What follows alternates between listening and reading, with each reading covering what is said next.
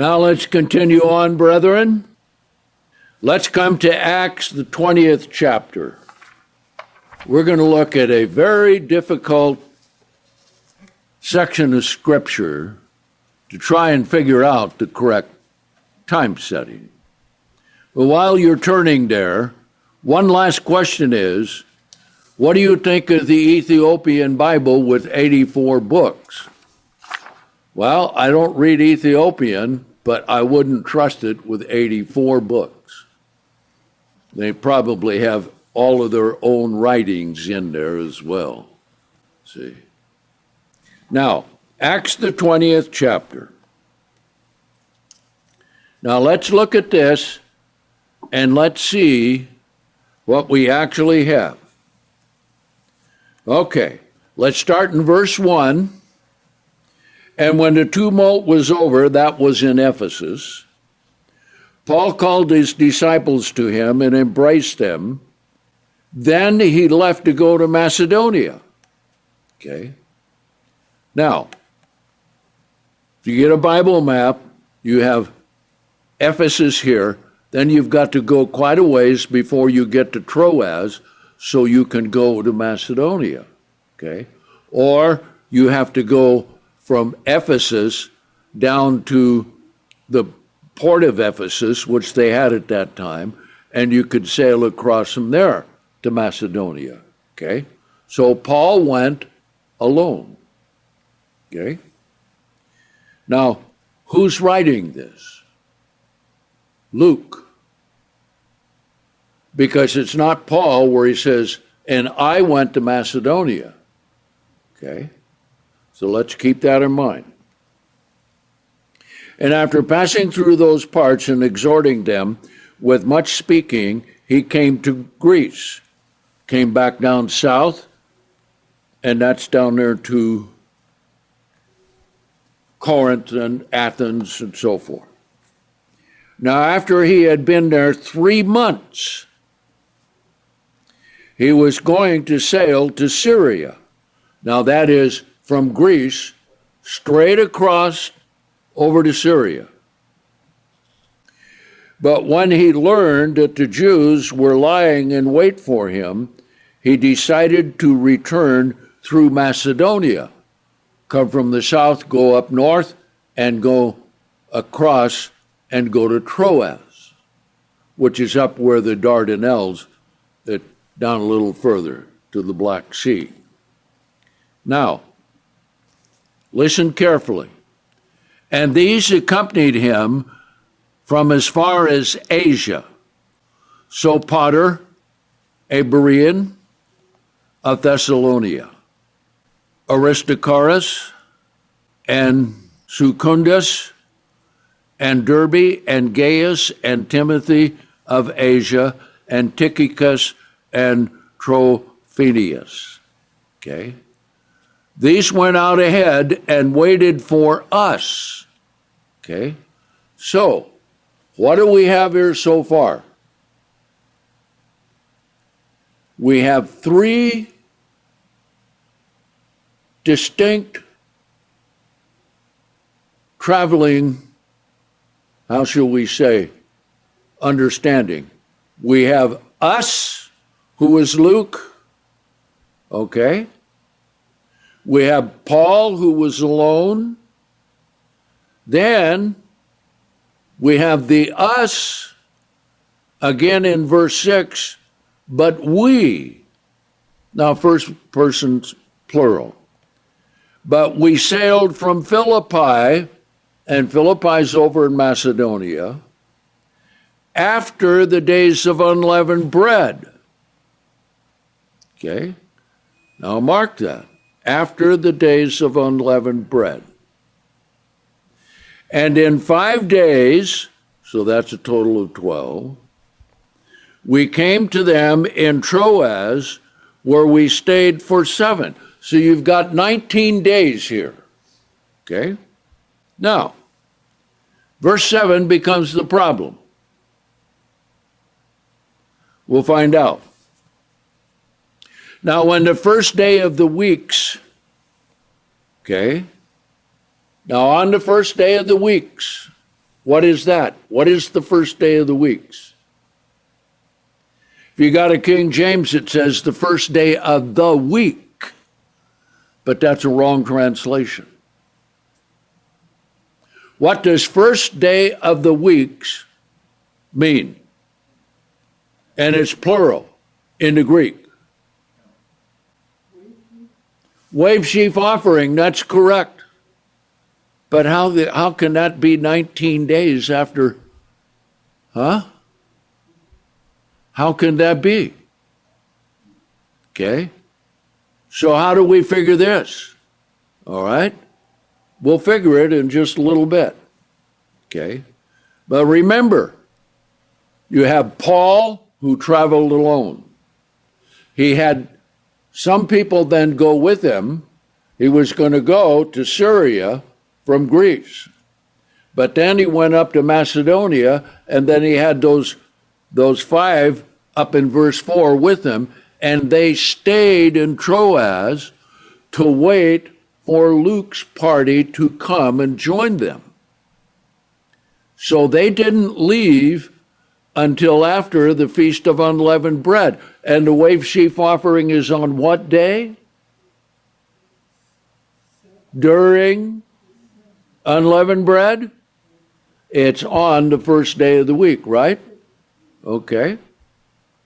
So if they left after the Feast of Unleavened Bread, and they came, as it says there, and in 5 days, then they stayed 7, okay? They're 12 days after the Feast of Unleavened Bread. Plus, how many days before that? The wave sheaf offering day, right? You come up here to verse 4, okay? These are the ones who accompanied Paul. How far did they go? It says, as far as Asia, that is, to Troas. And they stayed there, and they waited for Luke's group to come. So now you have 3 groups of people. Paul alone, then Paul for a little while with these other men that went with him, but they stayed there to wait for Luke. So when we come to verse 7, here we find Paul alone. No one is with him. Okay? So let's see what happened. Okay? Let's see what happened, because Paul was there, as we will see, quite a while. All right? On the first day of the weeks, and that's what it is in the Greek, okay, when the disciples had assembled to break bread, Paul preached to them, and because he was going to leave in the morning, he continued speaking until midnight. And there were many lamps in the upper room where they were assembled, and there sat in a window a certain youth named Eutychus, who was overpowered by deep sleep after Paul had been speaking for a long time. Okay? And he fell down from the 3rd story and was taken up for dead. But Paul went down and laid himself on him, embraced him, and said, "Do not be anxious, for his life is in him." And after he got up again, he had broken bread and eaten, and talked for a long time, even until daybreak, and thus he departed. Okay? And they brought up the boy alive, and were greatly comforted. Then we, who's we? The group up here. That after the 7 days, and after the 5 days, and after unleavened bread, we went on ahead to the ship and sailed to Assos, they're intending to take in Paul, and Paul was alone. Okay? For he had so appointed, since he himself was going on foot. Okay? And after he met with us at Assos. Now, what do we have here? They're on a ship.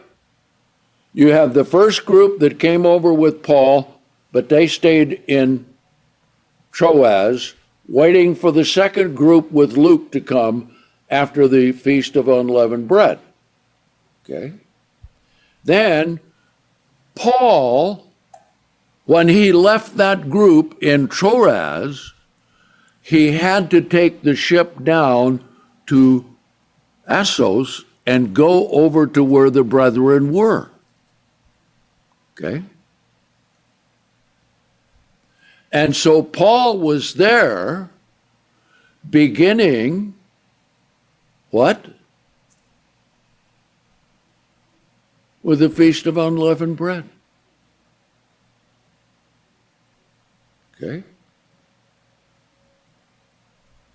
And so his staying there was taken up by travel and taken up by staying there with the brethren where he was speaking. Okay? So, the way that we understand it is this. Luke was the one who was doing the writing. So, we have to ask the question, did he really mean the first day of the weeks? Or was this just the first day of the week? Okay. Well, let's come back to Luke 23, the very last part right before Luke 24. Okay.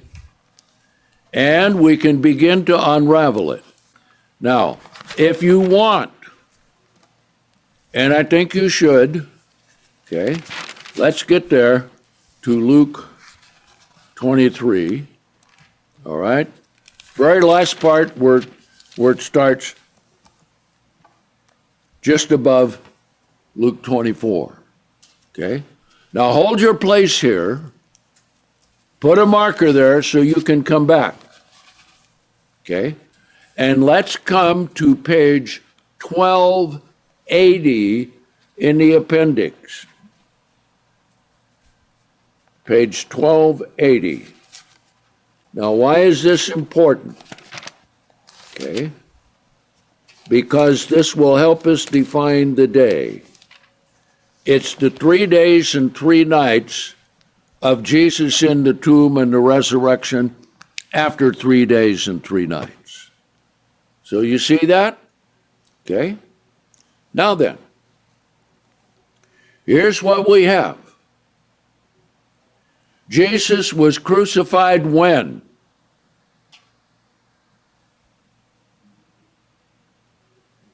On a Wednesday. Middle of the week, right? Okay. Now, what does this chart show? Very clearly. Shows 3 days, see the 3 dark spots? 3 nights and 3 days. Now, you have to put some other scriptures together to understand about when Jesus died. When did Jesus die? What does it say? The 6th hour he died. 3rd hour he was crucified. So he was on the cross for 6 hours. Okay? Then, at the time, okay, he died the 6th hour, and then what happened? Joseph of Arimathea went and asked for the body. Okay, he died. He was dead. Joseph was to take him down off the cross, which he did, and Nicodemus helped him. Okay, so Jesus said, what? The only sign I'm going to give you is the sign of Jonah. Okay. Now, 2 things concerning the 3rd day. Jesus also said that the Son of Man is going to be crucified, but he will rise the third day. Okay? Now, what do we have? Okay? We've got 1, 2, 3 days, right? We have it right here. But he was to be dead for 3 days and 3 nights. So after 3 days, bang, at the end of it, he was raised from the dead. But he was still in the tomb, because he had to be in the heart of the earth for 3 days and 3 nights.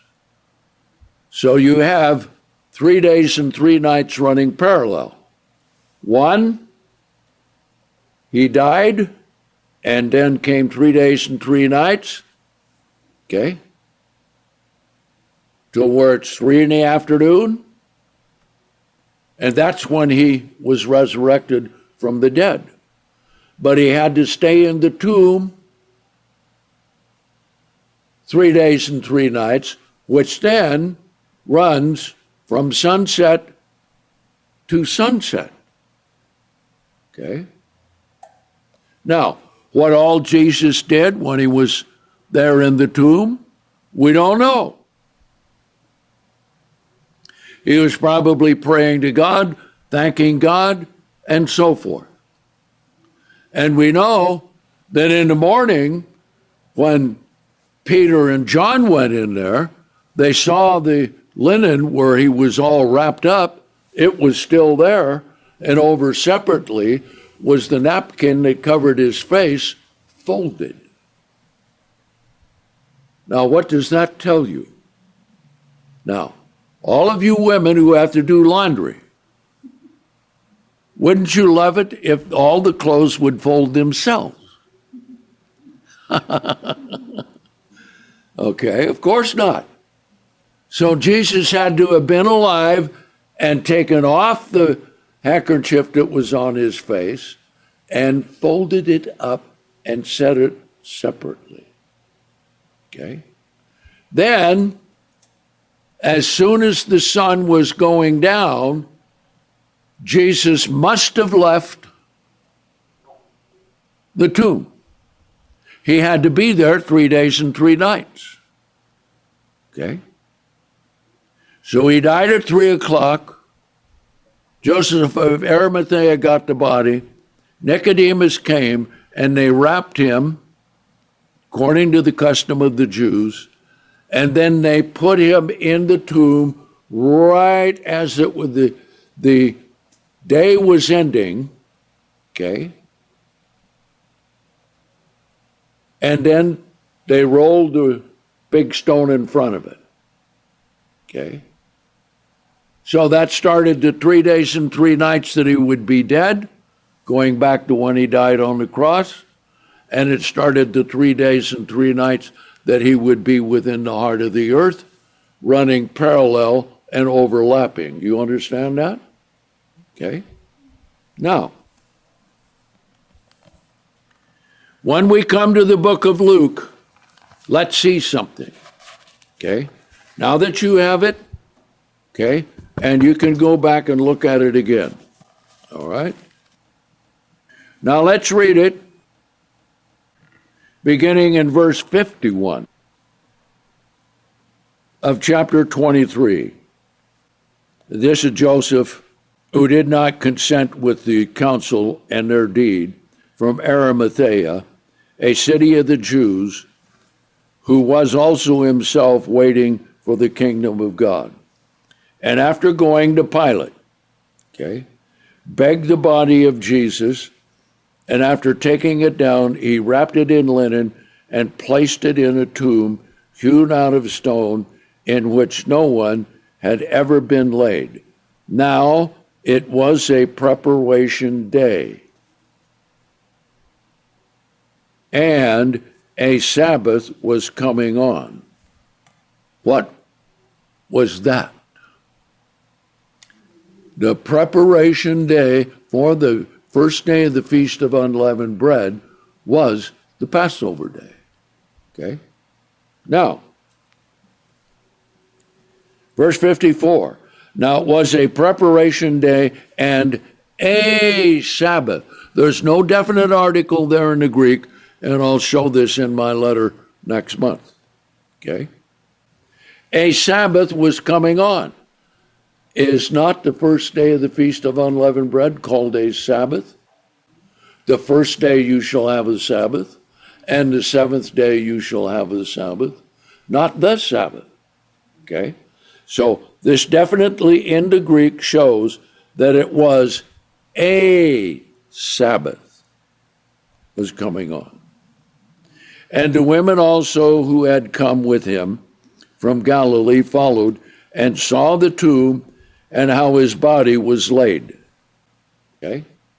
Now then, the first holy day Sabbath was coming on. Okay? Verse 56. And they returned to the city and prepared spices and ointment. Okay? Now here's where the confusion comes. They didn't do them on the Sabbath. Okay? But in the week that Jesus was crucified, what do we have? Thursday is a Sabbath. Wednesday, the Passover, is a preparation for Thursday Sabbath. Then we have Friday, which is a preparation day for the weekly Sabbath, right? Okay? So, let's read it. And they returned to the city and prepared spices and ointment, then rested on the Sabbath, a different day, which shows that they did the spices on Friday. So you've got Sabbath, then the Sabbath. Okay? All right, you all see that? According to the commandment. Now, chapter 24. Now, on the first day of the weeks. Now, in Greek, this is mia ton sabbaton. Mia means first, and ton is the plural, the, for the plural Sabbath. Okay? The first day of the weeks, plural, or first day of the Sabbaths, plural. What is that? That's the wave sheaf offering day, right? Because it says on the first day of the week. Okay? But it's the first day of the weeks. All right? Now, who wrote this? Luke did. Okay? Now, question. Have you ever heard of a Sunday called the Sabbath? No, and it's not calling it the Sabbath. It's the first day of the weeks or the Sabbath. That means it was the first day of counting toward what? Pentecost. Okay? So, first day of the week was not the resurrection like the world believes. First day of the week is when Jesus did what? Ascended to the Father. Right? Okay? Now we find in Mark, Luke, and John the same writing, the same word, ton, sabbaton, for the day. All right? Let's come to John, the 20th chapter. John 20, verse 1. Now on the first day of the weeks, while it was still dark, Mary Magdalene came early to the tomb. Okay? And she saw the stone and so forth, all right? Let's come down to verse 11. And Mary stood outside. Peter and John came and left. And Mary stood outside of the tomb weeping. And as she wept, she stooped down and looked into the tomb, and she saw two angels in white who were sitting, one at the head and one at the feet, and the body of Jesus, where the body of Jesus had been laid. And they said to her, "Woman, why are you weeping?" She said, "Because they've taken away my Lord, and I don't know where they have laid him." And after saying these things, she turned around and saw Jesus standing, but did not know that it was Jesus. And Jesus said to her, "Woman, why are you weeping? Whom are you seeking?" Thinking he was the gardener, she said to him, "Sir, if you have carried him off, tell me where you have laid him, and I will take him away." Okay? Now, this verse also shows us something else.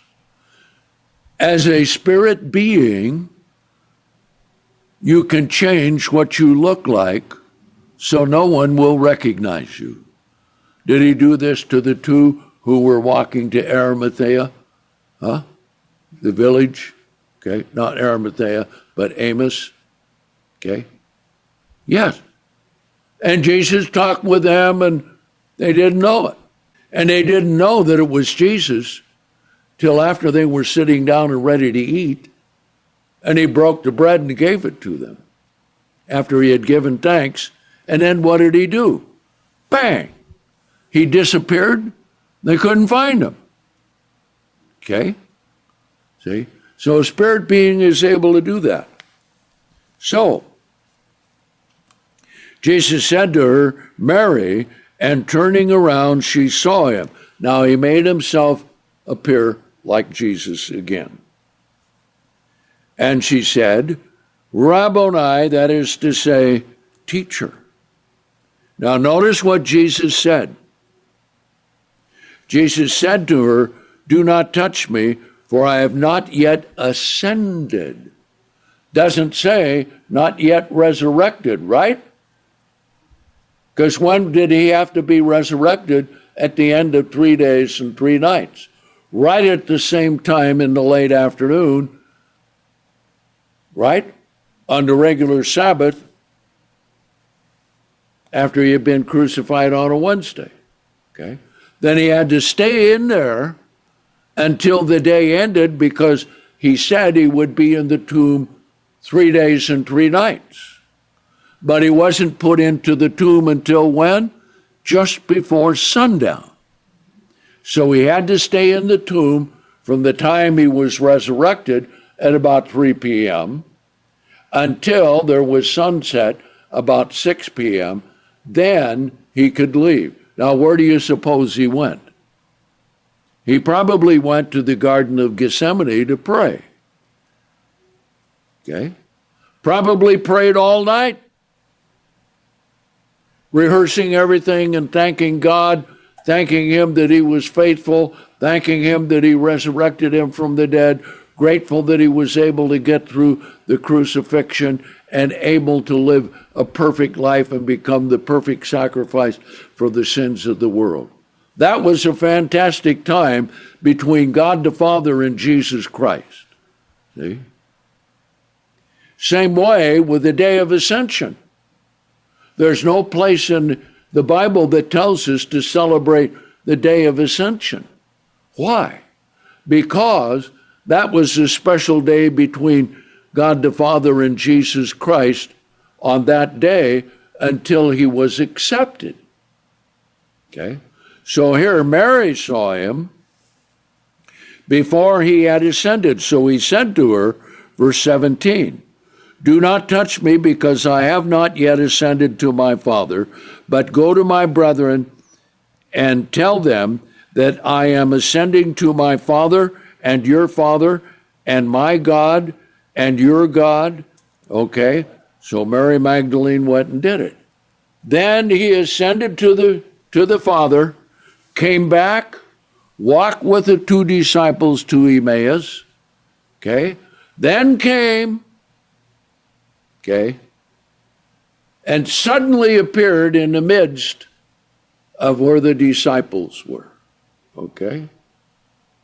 Now, Jesus had to be accepted on the wave sheaf offering day, which was the first day during the Feast of Unleavened Bread, correct? Yes. Now, let's come back to Acts 20. So, where did Paul go after he left those who accompanied him to Troas? He had to go down, and this was way before the Feast of Unleavened Bread, because the first day of the unleavened, okay, or the first day of the weeks, it's both together, they're called each of that, has to be on a Sunday during unleavened bread. Okay? So, Paul gets there with his group and leaves them. Then he immediately goes, and he goes down to where the disciples were. Okay? Now, this event in verse 7 took place on the first day of the weeks. So Paul went separately and went down there and was down there for this. Okay? Then he left and went to Assos, and how long he waited there for the rest of them to come, we're not told. See? So, Paul had to leave his group, which we saw, go down to where the disciples were, and he was with them there before the days of unleavened bread, probably, and starting into the days of unleavened bread. So they had to have the Passover there, because you have the first day of the weeks, which is the Ascension Day, which can only be after the Passover and can only be on the first day of the week. See? So you have to understand that there were three groups. Paul and his group, and then his group left. So that left Paul alone. Then we have Luke and his group who stayed back in Philippi, and they stayed there until after the days of unleavened bread. Okay? So then they came to Troas, and they stayed there 5 days. And then both groups, the group that Paul left there and the group that was with Luke, got together and got on a ship and came down to Assos, where Paul met them. Okay? And that's the only way that you can straighten out the chronology there. Otherwise, you have the first day of the weeks, what? Over 20 days after the wave sheaf offering day. See? So there's only one day that can be called the first day of the weeks. And it's written here by Luke, and it's written in the exact same language that you find in Luke 24. Okay? Now, I know that's complicated to figure. But if you separate out the three parties, okay, then you can put it together.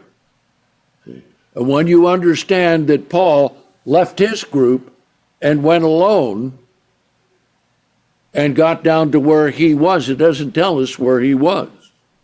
Okay?